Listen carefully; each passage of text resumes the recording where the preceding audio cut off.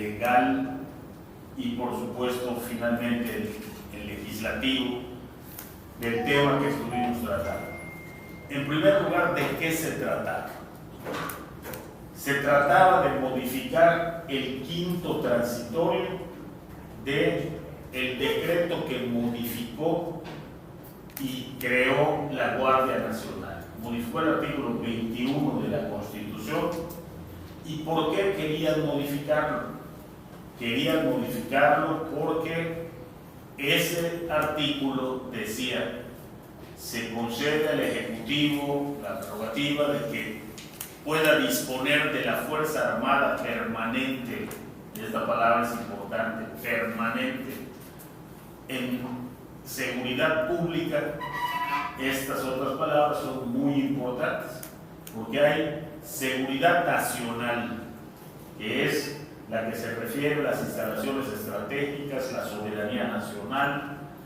Hay seguridad interior, que es la que se refiere al funcionamiento de los órganos del Estado, y seguridad pública, el tránsito, los delitos del orden común.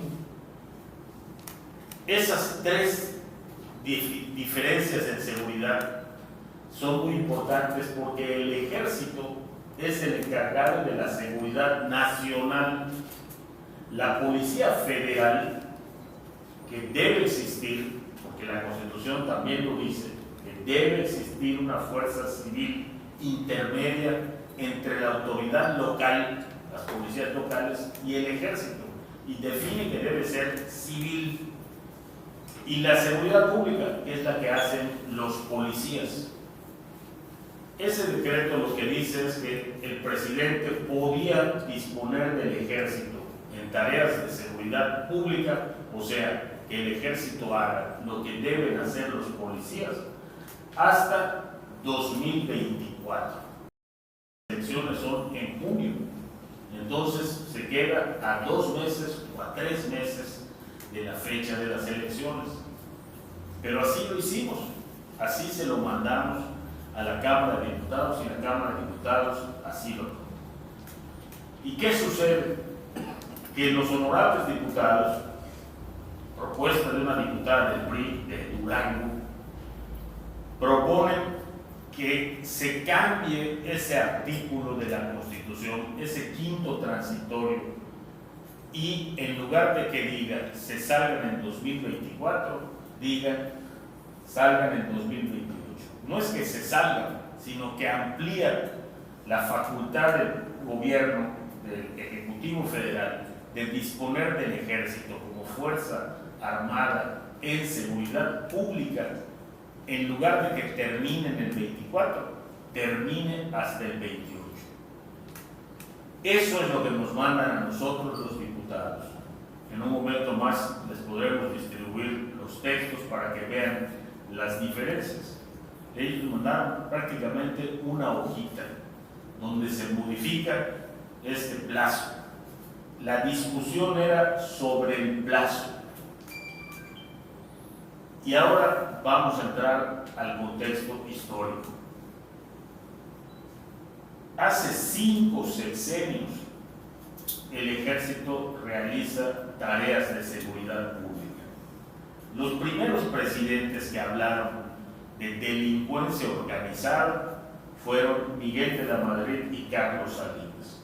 La primera vez que se mencionó el término delincuencia organizada. Antes de eso, el Ejército cumplía labores, cuidar las instalaciones de Pemex, cuidar las de la Comisión Federal, asistir a determinadas funciones en los aeropuertos, en las fronteras. Ese era todo su papel. Y la Armada, cuidar las costas, vigilar instalaciones en las costas, nada más. ¿Y qué había? El presidente Zedillo crea la primera Policía Federal Preventiva y mete a esta policía a hacer labores de seguridad pública. ¿Cómo? La mete a hacer labores de persecución del crimen organizado. Porque aunque el crimen sea organizado, la mayor parte de los delitos que comete son del fuero común. Por ejemplo, la extorsión. Son delitos que le corresponden a las autoridades estatales, no le correspondían a las federales, mucho menos al ejército. Entonces, ¿qué pasó? Con Zedillo, el ejército empezó a trabajar en tareas ya no solamente de destruir plantíos de marihuana, sino empezó a tener también labores de inteligencia. Pero esos plantíos de marihuana, con Zedillo, el ejército se ocupaba del 40% y el resto lo hacía la PGR, que así se llamaba entonces, o sea, la Policía Federal. El 80% de la destrucción de plantíos y de la persecución del crimen organizado lo empieza a hacer el ejército y apenas el 20% la Procuraduría General de la República. La militarización escala, o sea, el ejército empieza a hacer más tareas que no le correspondían.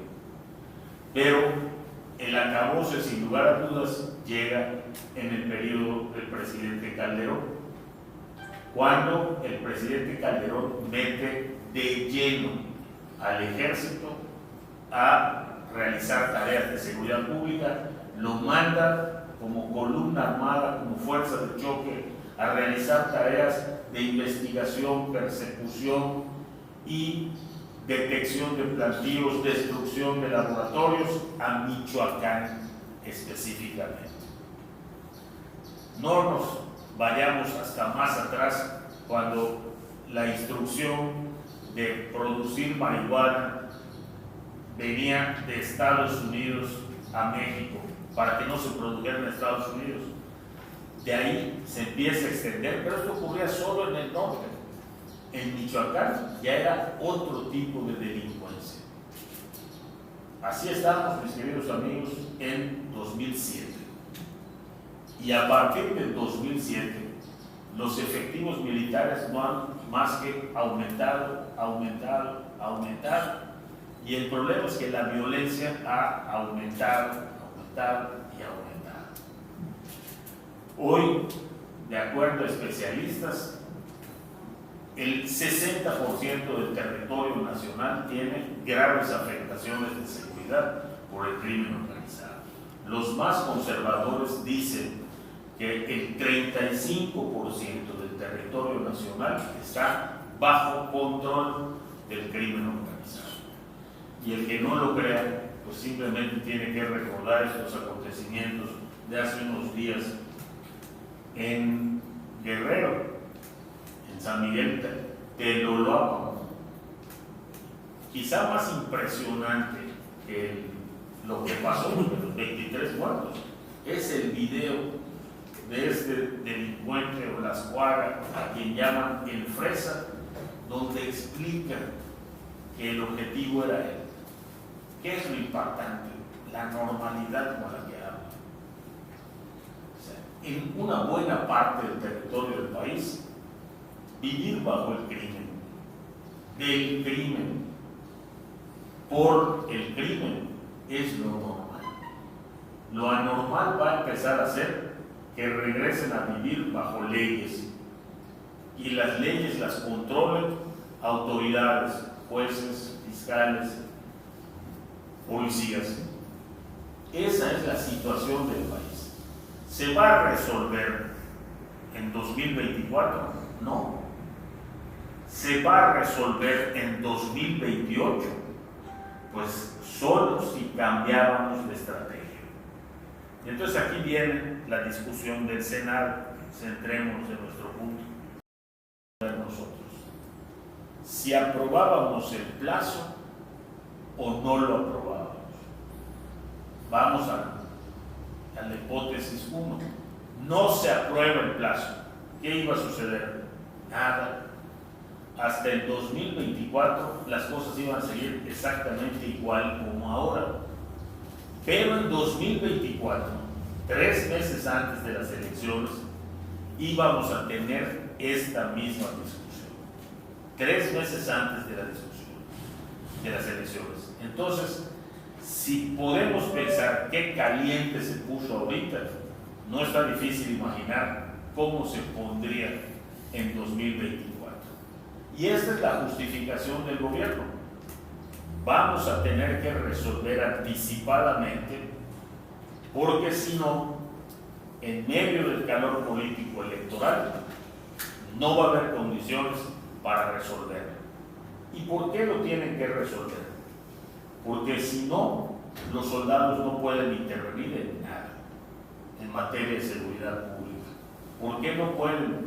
Porque si lo hacen, como de hecho lo hicieron durante mucho tiempo, si lo hacen sin un marco legal, sin un permiso, no pueden ni siquiera pagar la pensión de las viudas de los que cayeran en combate.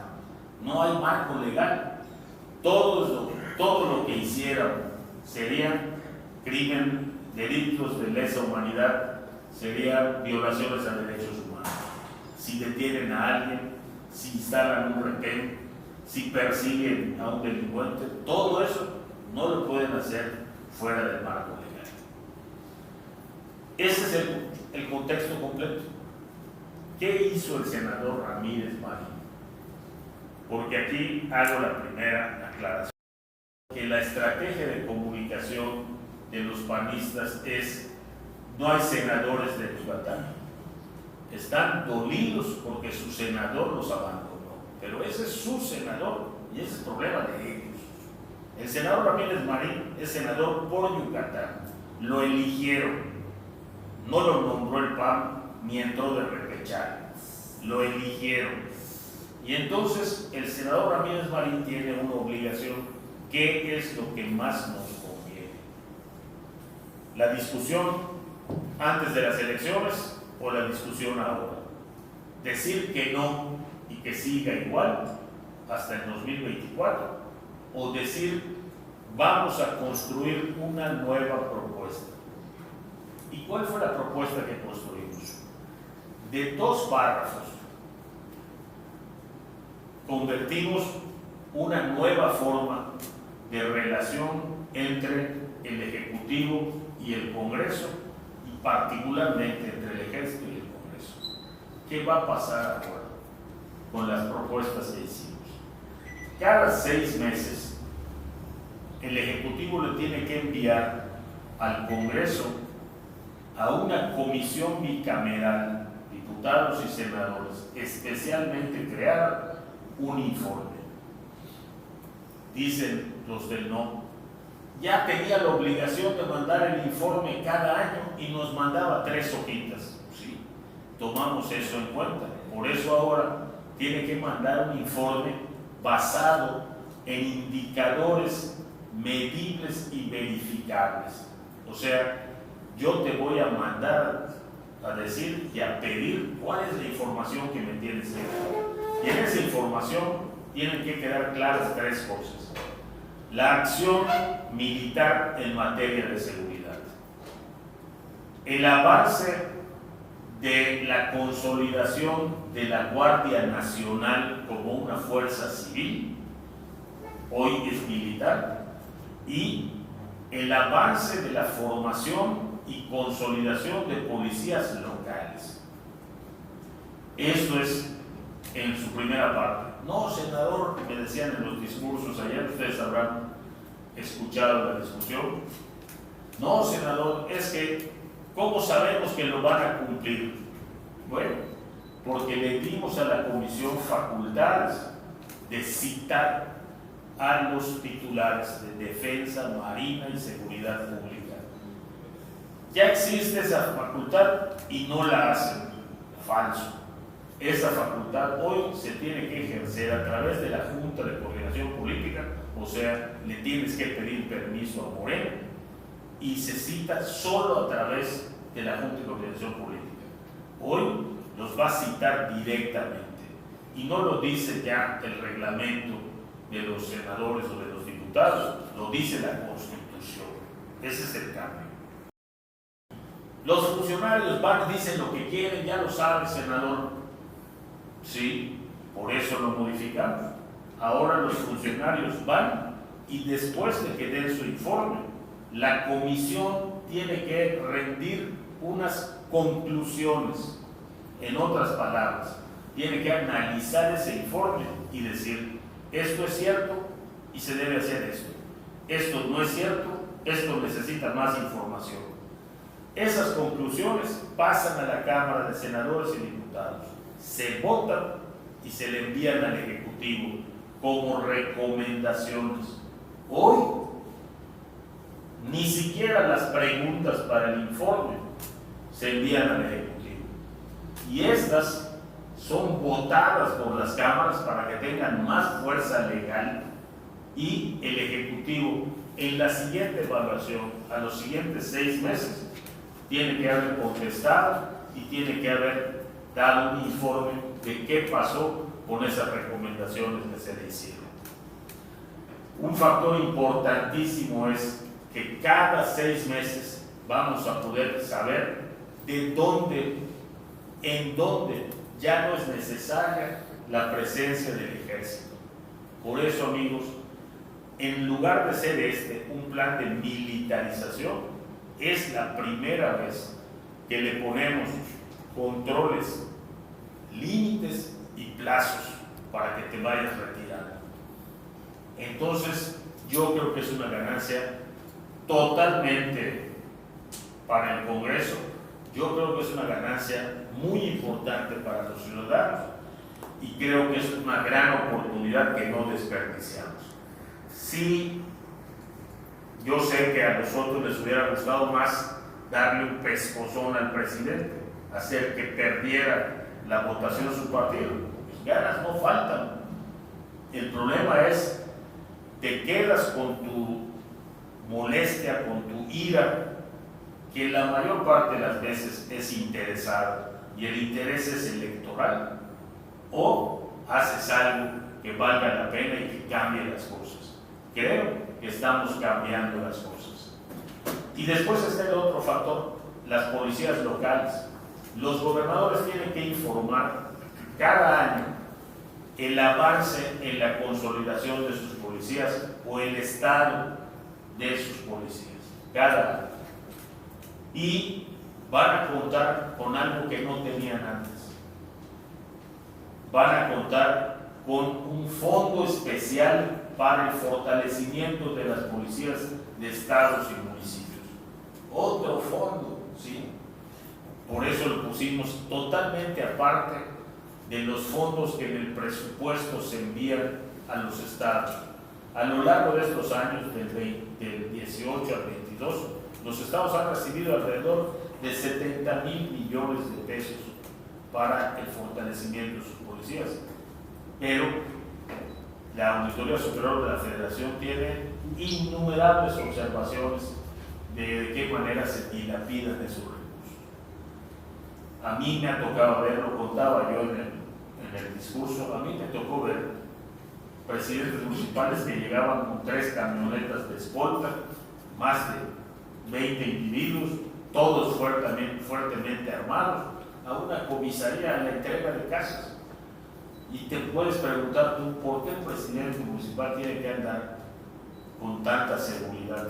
Pues es muy fácil contestar, porque tiene otras actividades diferentes a las que debe de estar. Este fondo tiene una... Antier el senador Osorio Chong reconocía con mucha generosidad, sobre todo tomando en cuenta que él votó en contra. Este fondo le da a las entidades como Yucatán recursos adicionales en base a lo bien que realicen el trabajo. En la otra fórmula a nosotros nos castigaban. En la medida que hay crimen, tienes que meterle más recursos a Tamaulipas, a Guerrero, a Baja California, y en la medida que no hay, que tu tasa de homicidios es baja, te toca menos, es el caso de Yucatán. Pero nosotros aquí estamos recibiendo hoy, solamente para que se den una idea, en la elección de 2021, en Mérida, el 24% del padrón electoral era gente que había cambiado su credencial de otro estado de la República a Yucatán. el 24%. Imagínense si esas tasas de crecimiento se sostienen. Esa gente viene a Yucatán buscando una mejor calidad de vida, buscando seguridad, pero nadie le paga a Yucatán por eso, hasta ahora. Ahora nos va a pagar la federación por eso, porque con las modificaciones que hice, que promoví y que logré que el gobierno aceptara y que la oposición la votara, la oposición a mí, que es Morena fundamentalmente, el grupo mayoritario, la votara, con este cambio, el 25% de este nuevo fondo se divide entre estados que tienen excelencia en seguridad. Y créanme, son muy pocos.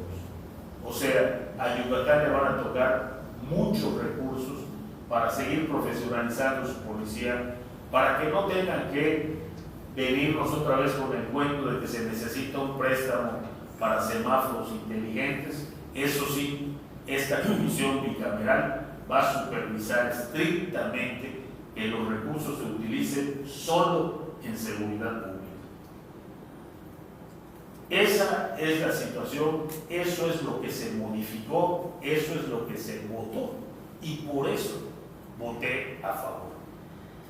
No solamente me opuse al no, sino que, como dije desde la semana pasada, no vamos a votar lo que nos mandó la Cámara de Diputados. Y cuando el gobierno y su partido vieron que era en serio, aplazaron la votación. Y a lo largo de esta semana fuimos construyendo todo esto que cambió y que el gobierno panista lo hubiera hecho. Yo afortunadamente viví la última etapa, los últimos 6 años que llevaron a Víctor Cervera a la creación de este modelo policial.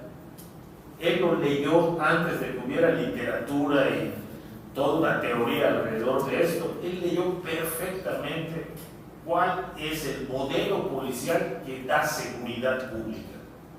Uno que se basa en la información de los ciudadanos, y para eso tienes que tener una cercanía total con los ciudadanos.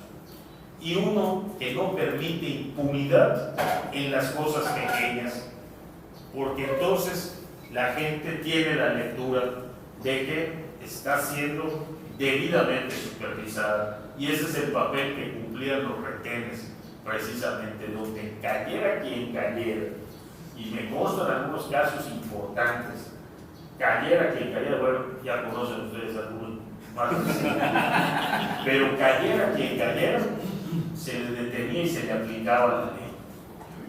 Esas pequeñas cosas, esos pequeños éxitos son los que le dan a la gente la seguridad para decirle a su hijo: si te pierdes en el centenario, busca un policía. O los que le dicen a la gente: si me está molestando el vecino, llamo a la policía. Lo peligroso es que por falta de recursos, por una visión equivocada o por cansancio de las fuerzas de seguridad, se vayan creando focos a donde no llega esa política, donde no alcanza. ¿Qué pasa en Flamboyanes? ¿Qué pasa en algunas colonias de Progreso? ¿Qué pasa en algunas colonias de Xuxca? ¿Qué pasa en algunas colonias de Tijuana? Esos son los focos que en algún momento en Guerrero empezaron a aparecer, sobre todo después de la llegada de las mineras. Hoy es ingobernable. Hoy vamos a mandar al ejército, a la marina, a la Liga de la Justicia. No va a cambiar, porque tenemos que cambiar a la sociedad. Y eso es lo escalofriante en videos como el de ayer. Hay una sociedad ya que acepta vivir de esa manera, que se adaptó a vivir de esa manera. Entonces, cuando me dicen con ira, yo hago una división. Hay dos clases de gente protestando. Uno, los ciudadanos que tienen legítima desconfianza y dicen: no, antes de la Guardia Nacional estuvo la gendarmería o la policía de Caminos. Hay que decir que, en mi opinión, uno de los errores más graves que cometió Calderón fue disolver la Policía Federal de Caminos. Era corrupta, sí, pero tenía niveles de corrupción dentro de ciertos estándares, incluso internacionales. En cambio ahora es una corrupción generalizada y lo que es peor, nadie controla las carreteras de México. Entonces, la Guardia Civil, en septiembre, el presidente firmó un decreto para incorporarla al ejército. Esta es una acción que no tiene valor constitucional, está violando la Constitución. Y nosotros, los senadores del PRI, interpusimos una acción de inconstitucionalidad. Pero esto va por cuerda separada a este asunto. Este asunto es sobre las Fuerzas Armadas en tareas de seguridad pública. Nosotros sostenemos esta acción de inconstitucionalidad y estamos seguros de que la Corte nos va a dar la razón, porque la Constitución lo dice claramente: una fuerza civil no admite duda de interpretación, no puede incorporarse al ejército. ¿Qué significa su incorporación al ejército? Que el mando superior es el secretario de la Defensa, cuando debería ser la secretaria de Seguridad Pública. ¿Qué le está quedando a la Secretaría de la Seguridad Pública? Los penales. Es nada más. Solamente el cuidado de los penales. Todo lo demás, bueno, el servicio de escoltas y de bancos, todo lo demás ya lo tiene el ejército. Nosotros estamos seguros que la Corte nos va a dar la razón. Y el gobierno lo sabe. Se incluyó un transitorio que dice, que reconoce que lo que estamos poniendo en este artículo es aparte de lo que resuelva la Corte en la acción de inconstitucionalidad. Lo pusimos así para que no dijera la Corte: ah, bueno, entonces básicamente están aceptando la incorporación de la Guardia Nacional al Ejército. Para que quede claro, se incluyó este artículo transitorio. ¿Y sobre el Fortasec? Sobre Fortasec. Se disminuyó Fortasec, pero esto es algo que tienen que hacer los diputados en el presupuesto de egresos de la Federación. El ofrecimiento es que van a aumentar Fortasec en este año, pero este fondo es aparte de Fortasec. De Fortasec y Sulzemún es absolutamente aparte. Senador, por mi parte, va a presentar el gobierno, pero como es una materia de la comisión va a intervenir en la redacción de las reglas para ese fondo. La comisión bicameral, esta que acabamos de crear. Senador, en el tema de la presencia del ejército, la Guardia Nacional en las calles, que se habló del tema de los derechos humanos, pero le pregunto, se ha señalado al ombudsman de Tamaulipas por tener relaciones muy precisas con la delincuencia organizada, y cuando el ejército, la Marina, la Guardia Nacional, la Policía Estatal o Municipal detiene a algún cabecilla importante, interviene este señor directamente para dejarlos libres. ¿Se reformó ese tema, se habló o se tiene en puerta?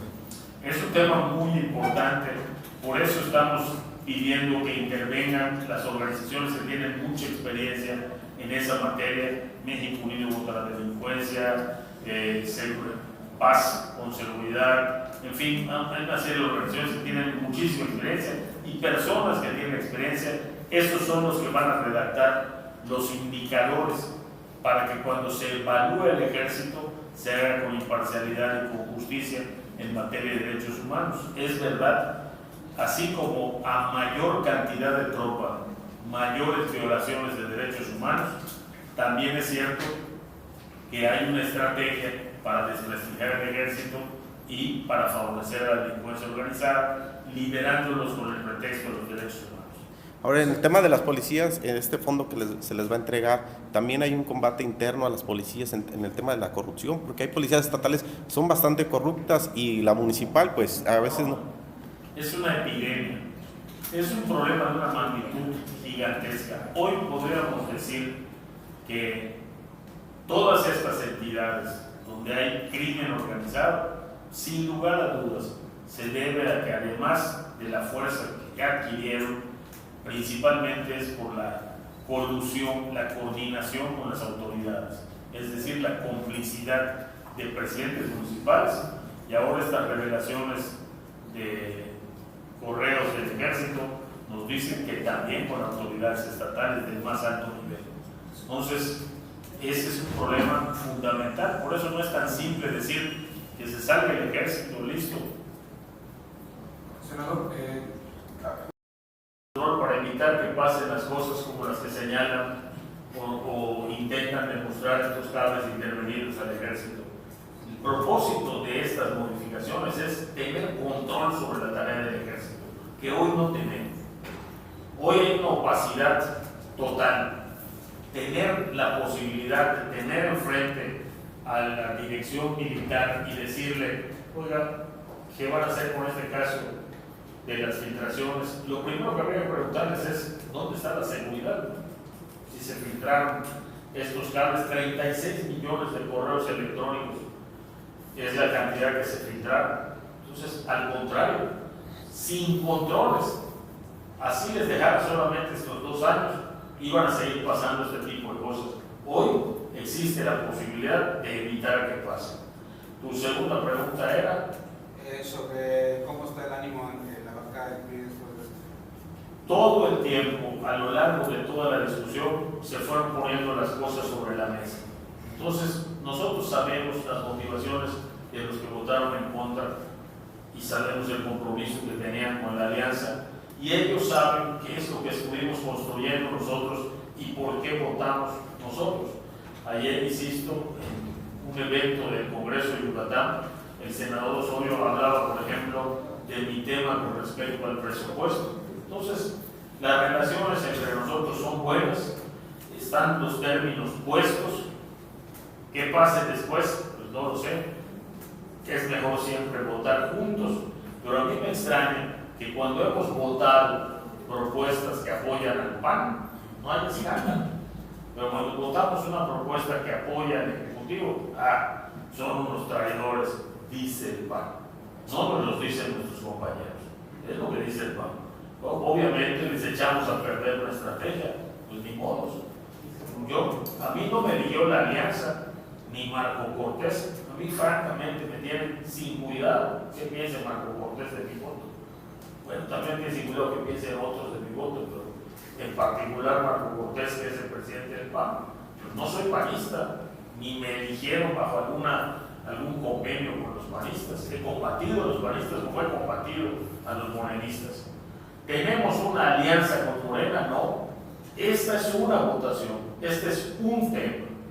Y la reforma electoral tiene muchísimos más temas de contradicción que temas que pudiéramos resolver. No hay ningún compromiso, no hay ningún trabajo conjunto PRI, Morena, en ningún tema legislativo, excepto el seguimiento que le vamos a dar a para que salga bien. ¿Y cuál era la última? Gracias, senador. La oposición también dibuja ese mismo punto, sí o no. Pues no, aquí hay un internet y lo estamos demostrando que vale mucho la pena. Entonces, toda esta discusión se anticipó y hay muchos que se están acelerando.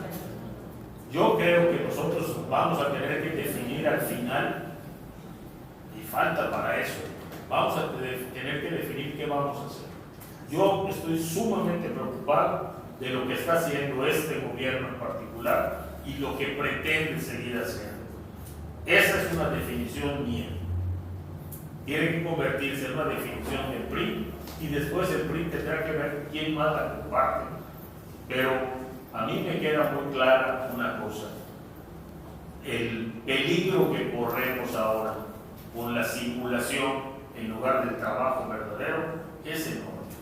Y el peligro que corremos clausurando la información para que la gente sepa realmente cómo estamos, también es una afrenta y un riesgo enorme para la forma de vida que hemos tenido los yucatecos. Senador,